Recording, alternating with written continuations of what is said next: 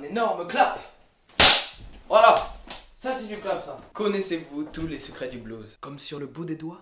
Non, pour l'instant. À la fin de cette vidéo, avec un peu de chance, vous serez devenu le nouveau Blues Brother.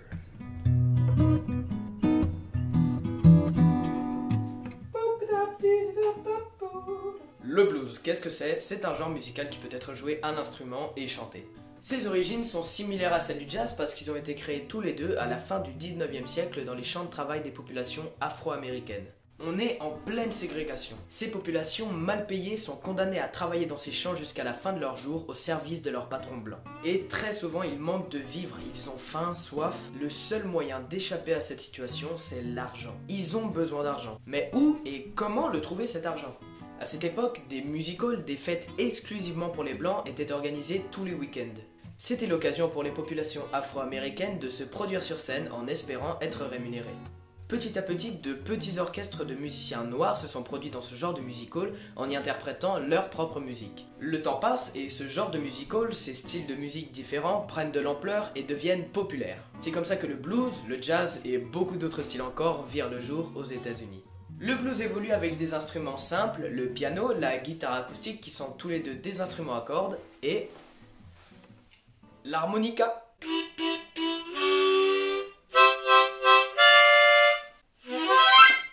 Le tout premier disque de blues à être commercialisé date de 1920. C'est un enregistrement de Mamie Robinson, une chanteuse et pianiste de jazz et de blues connue sous le nom de Mamie Smith.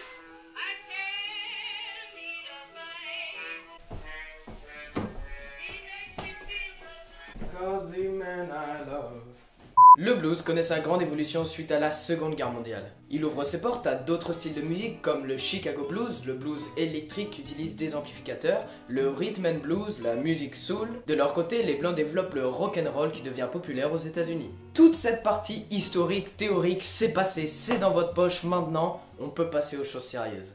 Vous êtes sur le point de devenir un véritable blues brother.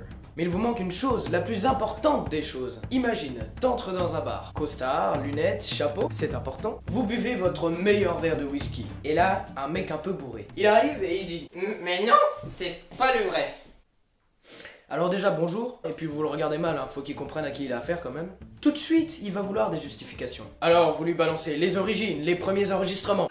Mais ça lui suffit pas. La culture, vous n'avez pas de culture, ou pas assez. Les artistes, les classiques du blues, vous connaissez pas une petite minute de plus. Et ce mec sort du bar avec votre autographe. Allez, courage. B.B. King, Muddy Waters, John Lee Hooker. Il faut les connaître, c'est des références, c'est de la culture. Ah là déjà, le mec en face il se dit... pas mal. Ou alors il s'est endormi. Quelques titres aussi, c'est important. The Thrill Is Gone de B.B. King, Managed Boy de Muddy Waters, Boom Boom de John Lee Hooker et Everybody. C'est officiel, même bourré, cet homme reconnaît votre talent, votre culture, votre savoir infaillible. Et votre formation touche à sa fin. La dernière des étapes de votre formation peut paraître si difficile et pourtant si simple, si efficace. Pour achever votre formation de Blues Brother, il suffit de vous abonner et d'activer la petite cloche, sans compter que je vous offre ce magnifique chapeau. Oh, merci. Non, je vous le prête finalement. Non, il est à moi! Le sujet de la prochaine vidéo est les instruments à vent. Cliquez à gauche si elle est déjà sortie, sinon cliquez à droite vers une autre de mes vidéos. A tout de suite!